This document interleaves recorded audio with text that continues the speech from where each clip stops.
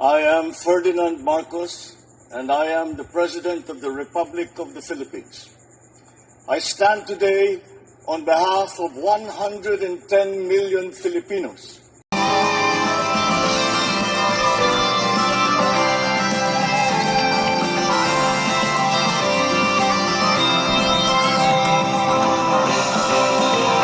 Ready, Mr. President? At the count of 3. 1, 2, 3. Yay! The marker reads as follows. O, diba? Region 1 Medical Center Cancer Institute.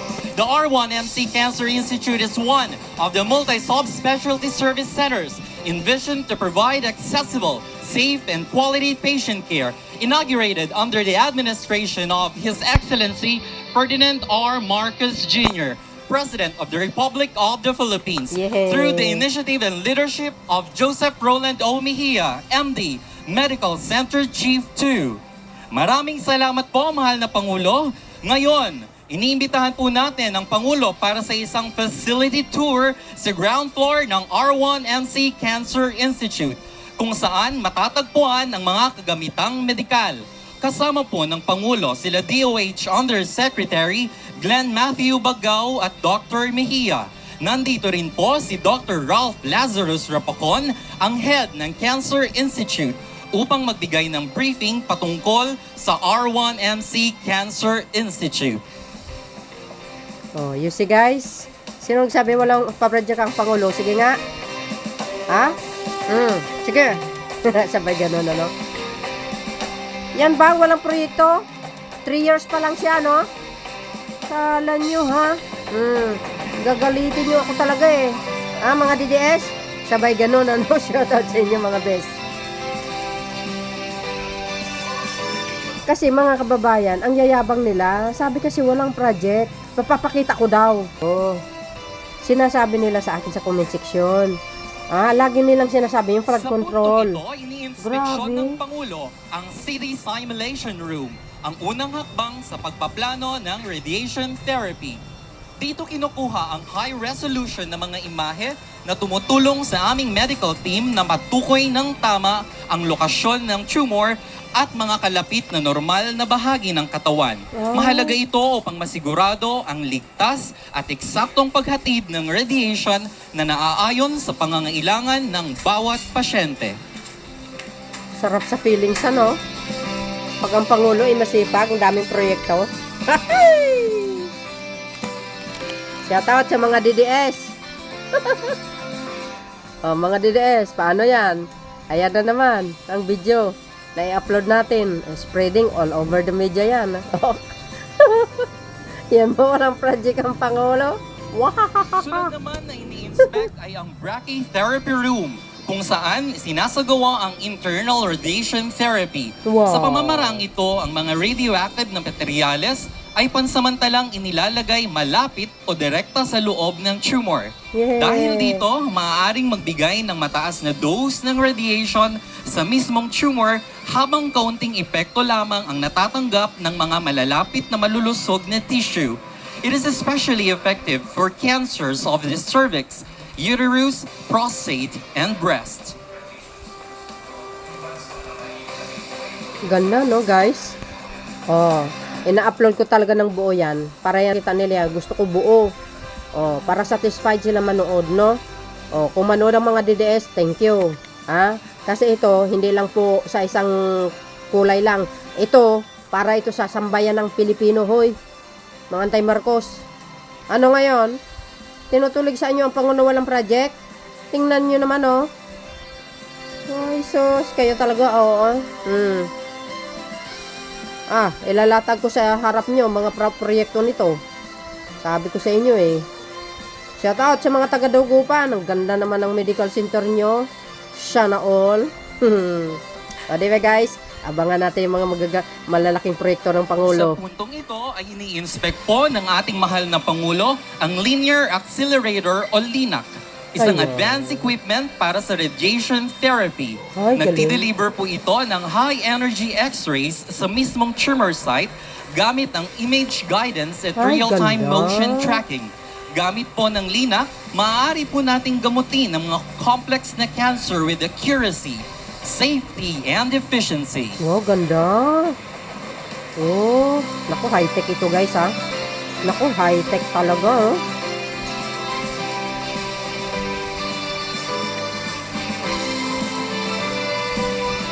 Oh, wow. Social.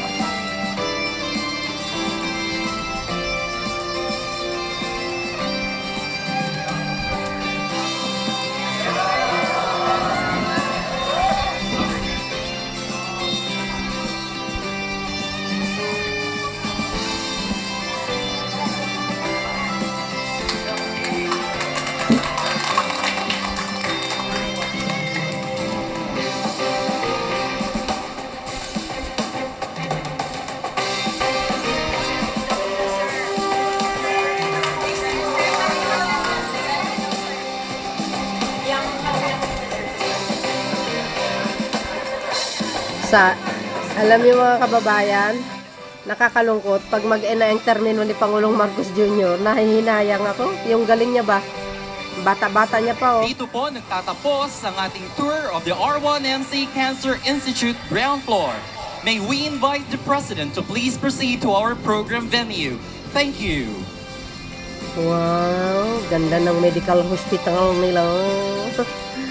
Mga kababayan, ang Pangulo ng Republika ng Pilipinas, His Excellency Ferdinand R. Marcos Jr. Wow. Galing, no? Nasana all. Mapapasana all ka lang talaga, eh, oh.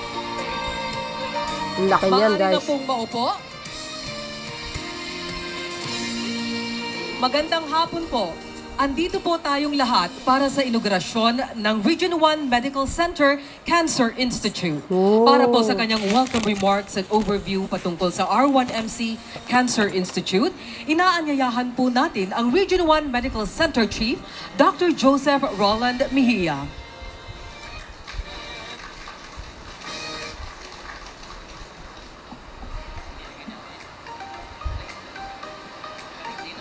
Shoutout sa inyo mga bes. His Excellency Ferdinand R. Marcos Jr., President of the Republic of the Philippines, sir, honored guests, officials from the Department of Health, our LGU executives, members of Congress present, fellow health workers, patients and families, ladies and gentlemen, magandang hapon po sa inyong lahat. Naimbag nga malam kada kayo amin. It is with profound gratitude and deep pride that we welcome you all to this momentous occasion, the inauguration of Region 1 Medical Center Cancer Institute, a DOH-designated comprehensive cancer center in Region 1. We are especially honored today with the presence of our beloved President, Ferdinand R. Marcos Jr., whose vision and commitment to Filipino health and welfare made this institute possible. Mr. President, mula po sa puso ng bawat Ilocano at Pangasinense, maraming salamat po. O, diba guys? This facility is now equipped with state-of-the-art cancer diagnostic and treatment machines, including the 128 CT scan 1.5 Tesla MRI, we have linear accelerator, brachytherapy, radiotherapy, and mammography. Since our soft opening, we have already served an astounding 59,643 patients with an average of 80 cancer consultation and treatment per day, a number that reflects the overwhelming need for these services. The R1MC Cancer Institute proudly offers a wide array of oncology services from pediatric oncology and hematology, medical and radiation oncology, to gynecologic and surgical oncology and palliative care. We have dedicated therapeutic infusion units for both adults and children needing chemotherapy, targeted therapy, and blood transfusion, all delivered in a compassionate and healing environment. But beyond machines and medicine, what truly sets our institute apart is our multidisciplinary tumor board, a team approach where experts from different specialties come together to create the best, most personalized treatment plan for every patient. Ang serbisyong medikal na ito ay libre para sa lahat sa bagong Pilipinas. Wow. Libre yan, guys, ha? Supported by the DOH Cancer Assistance Fund and Cancer and Supportive Palliative Medicine Access Program, we ensure that our services reach even the most vulnerable.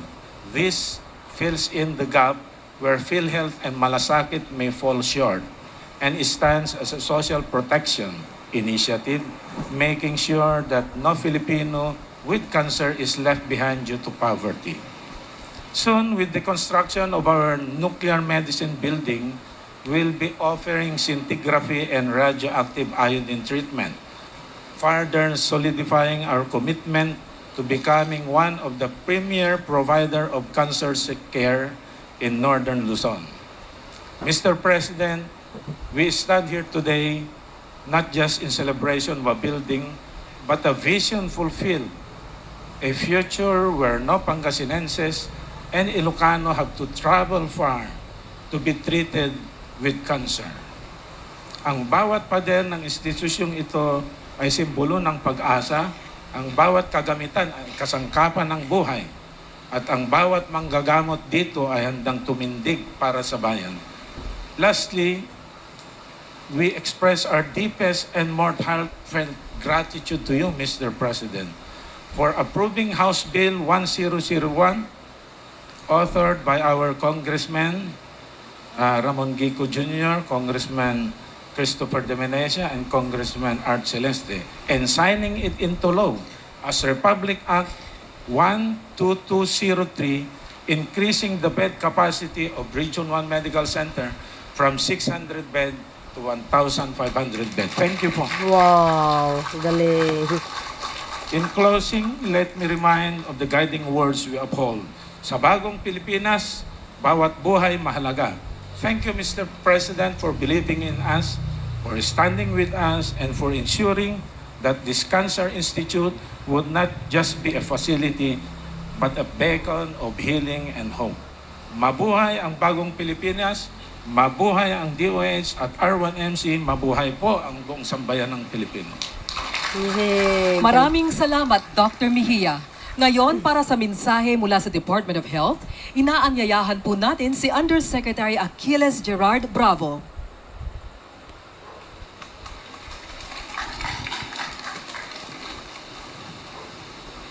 Shout out sa mga taga Pangasinan, Dagupan. Wow. Ganda ng medical hospital nyo. Cancer pala ito, Medical Center Cancer Institute. Naimbag malin Apo Presidente Ferdinand Romualdez Marcos Jr., Ken Cadayo Amin.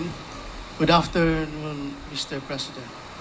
To all DOH officials, our esteemed secretaries, honorable congressmen, women, local chief executives, guests, friends, ladies and gentlemen, again, good afternoon. First, we would like to thank President Ferdinand Marcos Jr. for being with us today. In behalf of the Department of Health, we extend our deepest gratitude to you for showing your support to us. Today is a very special day for the Region 1 Medical Center, not just because of the inauguration of the Cancer Center. As mentioned earlier, Republic Act number 12203, also known an act increasing the bed capacity of Region 1 Medical Center in the city of Dagupan, province of Pangasinan, from 600 to 1,500 beds and appropriating funds thereof. This was signed by the President last May 8, 2025. And 15 days after, and it is today is the 15th day, the Region 1 Medical Center is now a 1,500 bed capacity hospital. Dami. Thank you, Mr. President. It is with great honor and privilege to be part of the milestone of Region 1 Medical Center, the inauguration of the Cancer Center. This signifies the commitment of the government to enhance cancer care and strengthen the universal health care program. Mr. President, this is the 25th Cancer Center in the Philippines and we are still expanding it. Grabe. I would like to congratulate R1MC on your centennial year also. May you not grow weary in improving and providing your services for the people, since it is the mandate that has been entrusted to us. Congratulations to all our dedicated and hard-working health workers for making this event possible. Your commitment and love for public service have kept this institution going. We will always commend the work that you kept on providing for the community. To all our patients, rest assured that our service to you will not end here. This is only the start of a more accessible quality health care. May this institute give you hope in your healing journey. Let us celebrate this occasion with hearts full of gratitude and thanksgiving.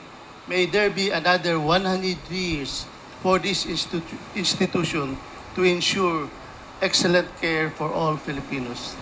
Dahil sa bagong Pilipinas, bawat buhay ay mahalaga. Thank you and good afternoon. Maraming salamat, Yusek Bravo. Ngayon, upang ipakilala ang ating panauhing pandangal, inaanyayahan po natin si Department of Agrarian Reform Secretary Conrado Estrella.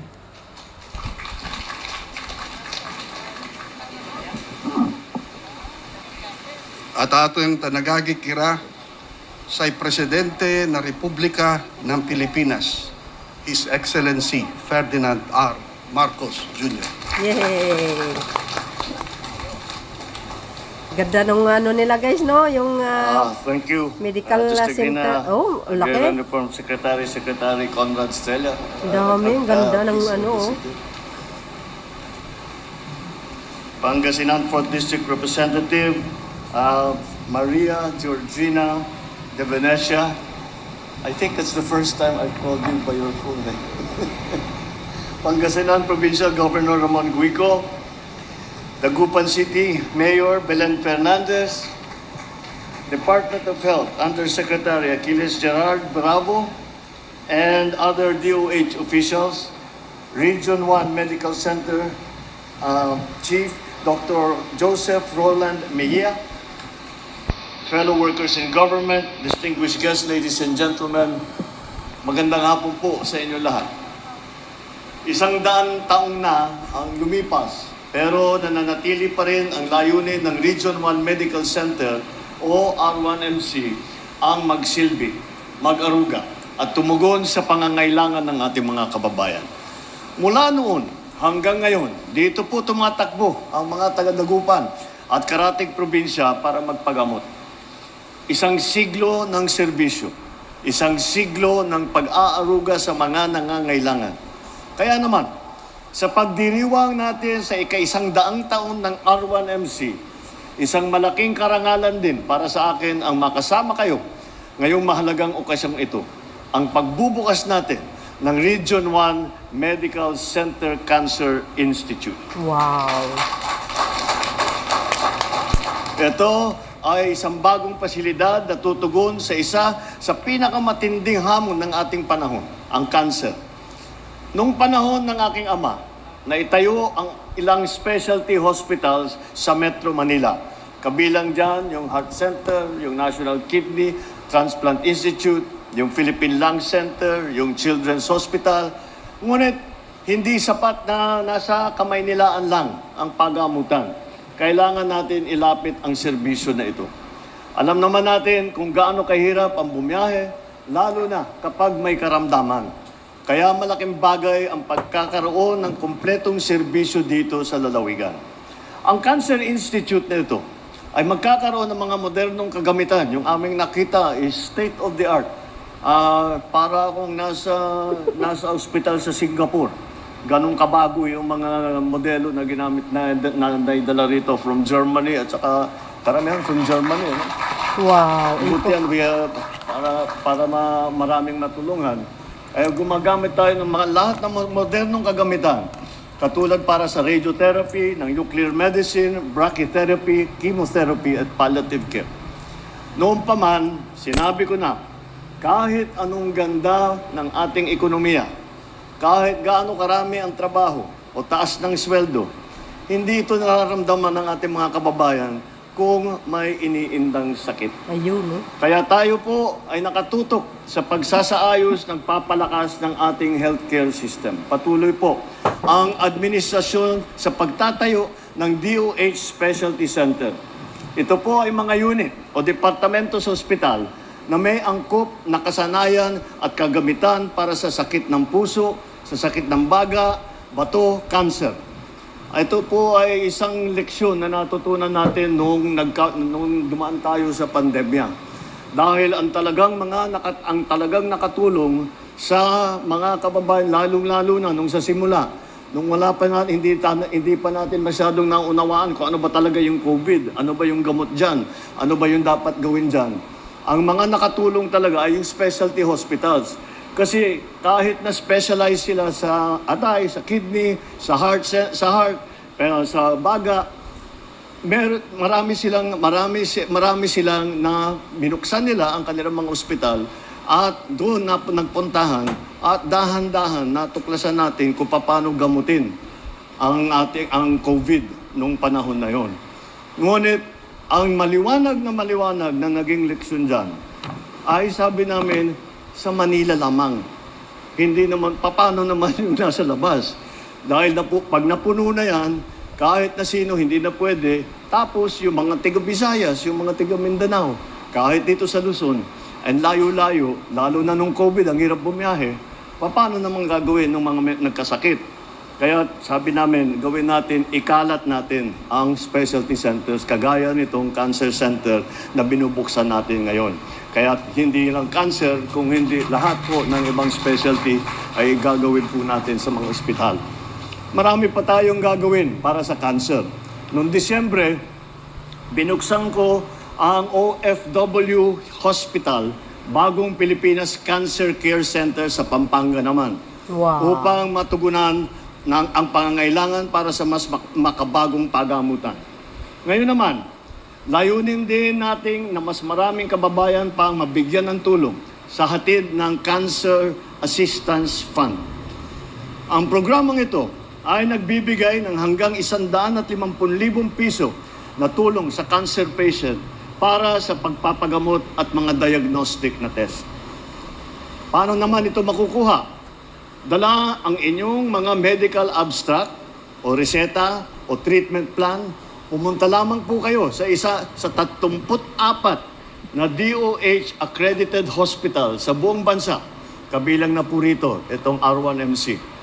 Sa Maynila, kasama rito ang PGH, hospital na sa PGH at Tondo Medical Center. Wow. Sa ibang bahagi ng Luzon, pwede naman po sa Baguio General o sa Bicol Medical Center. Sa Visayas, sa Vicente Soto Medical Center. Sa Cebu, o di kaya sa Eastern Visayas Medical Center naman sa Tacloban. Oh. Sa Mindanao, nandyan na ang Zamboanga City Medical Center at Amay Pakpak Medical Center. May nakatalaga pong mga social worker or personnel sa bawat ospital na tutulong sa inyo sa pag-assess ng inyong sitwasyon. Kapag naaprubahan po ng ospital ang inyong request, maaari na pong magamit ang tulong pinansyal sa pagamutan. Nakakalungkot na maraming kababayan natin ang hindi alam ang mga programang ito, kaya hindi sila natutulungan. si SecTed ng Herbosa ng DOH ay maglalabas ng impormasyon na kumpletong listahan ng mga ospital na ito para lahat ng ating mga kababayan na nangangailangan ng tulong o may karamdaman, alam nila kung saan pupunta at para makinabang dito sa mga programang ito. Inaasahan ko na palalawigin ng DOH pa ang impormasyon ukol dito. Sana rin ay bilisan ang pagproseso sa mga request sa Cancer Fund. Siguraduhin alam na agad ng pasyente kung kailan niya makukuha ang sagot niya sa request. At wag na natin patagalin. At maraming nangyayari, nakakalimutan, hindi na naproseso, mamamatay na lang 'yon, hindi na nagamot. Kaya time is of the essence when it comes to processing those requests. Bukod pa riyan, madagdagan pa sana ang mga ospital na maaring matakbuhan ng ating kababayan para sa programang ito. Sa paglaban sa cancer, napakahalaga ang early detection at saka early treatment. Kasi mas malaki ang tsansa ng paggaling kung maaga itong madiskubre. Kaya dapat regular tayo magpa-check up at layunin natin gawing madali, maginhawa at mura para sa lahat ng Pilipino ang pagpapakonsulta. Kaya po natin tinatayo itong bagong urgent care and ambulatory center o ang tawag namin ay ang Bukas Center sa iba't ibang panig ng bansa. Sa ngayon, mayroon pong 3 Bukas Centers dito sa Region 1. Ang isa po ay nandito sa Dagupan. Dito pwede kayong magpatingin upang maagapan ang mas malalang sakit. May mga minor surgery, kaya nila mag-minor surgery. Adult and pedia immunization, yung pagbigay ng bakuna, dental service, iba pang serbisyo nandito sa Bukas Center. At nais nating maging 24 hours, 7 days a week itong bukas.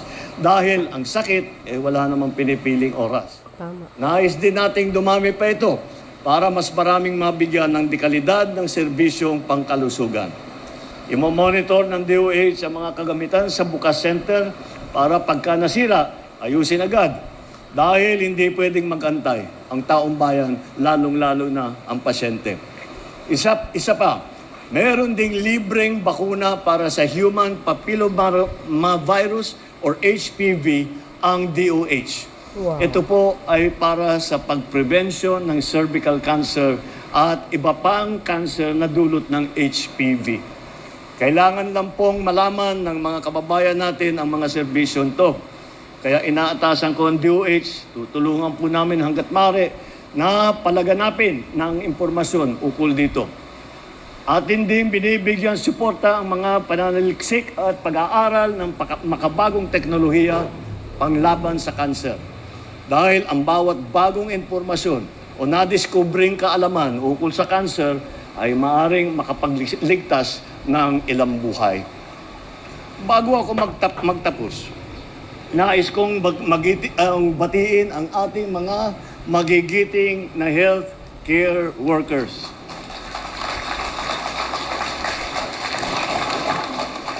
Hindi lang po, dahil po, siguro para sa akin, talagang naging naramdaman ko ito nung ako naman ay natamaan ng COVID, yung unang kong tama ng COVID na medyo kamantik na ako. Mabuti naman, talagang I have to tell you, kami mga may sakit, na-appreciate namin yung ginawa ng lahat ng mga doktor, lahat ng mga nurse, lahat ng mga medtech, lahat ng mga healthcare workers, lahat, kahit hanggang sa barangay health workers, lahat kayo. Malaking itinulong nyo sa amin at marami sa amin ang hindi nabuhay kundi sa ginawa ninyo. Kaya magpapasalamat kami, hindi lamang dahil sa COVID, dahil kayo na bumubuo ng Region 1 Medical Center, kayo ang nagbibigay buhay sa mga institusyong ganito. Kayo ang mga nagbibigay buhay sa mga wala ng pag-asa at nag-aantay na lang ng oras nila. Sa pagganap ninyo sa sinumpaang tungkulin ninyo, ipinapakita ninyo araw-araw ang pagiging tunay na bayani. Saludo po ko sa inyo. Tapang, galing at dedikasyon. At para sa bawat pasyente, mga magulang na nagdadasal, mga anak na umaasa na pagalingin si nanay o si tatay, hindi po kayo nag-iisa. Kaagapay ninyo kami sa laban na ito. Sama-sama tayong magpagaling at magtatagumpay. Maraming salamat at mabuhay ang Region 1 Medical Center Cancer Institute. Mabuhay ang bagong Pilipinas. Maraming salamat po, Mr. President, para sa inyong mensahe. And now, may we request the President to kindly grant us a photo opportunity. May we also request DOH Undersecretary Bravo and our Medical Center Chief, Dr. Mejia, to join the President. Para sa first set, tinatawagan po natin ang first set ng R1MC Management. Oh, see guys, nakita nyo? Ang ganda nyo, ano? Ang ganda ng cancer hospital nila, ano? Grabe. Oh, yan ang sinasabi ko eh. Magugulat na lang kayo sa mga proyekto ni Pangulong Marcos Jr. sumusulpot. Oh, sa mga DDS, ano na. Oh, yung mga tinatanong nyo sa akin ng proyekto ng Pangulo, ano yan? Siguro nakikinig kayo sa sinabi niya, ano? Nabanggit niya yung mga proyekto niya. Nagkakalat. Ika nga, kinalat niya sa buong dako ng Pilipinas. Oh, lahat yan makikinabang. At least, alam nyo kung saan napupunta yung kanyang mga budget. Ha? Oh.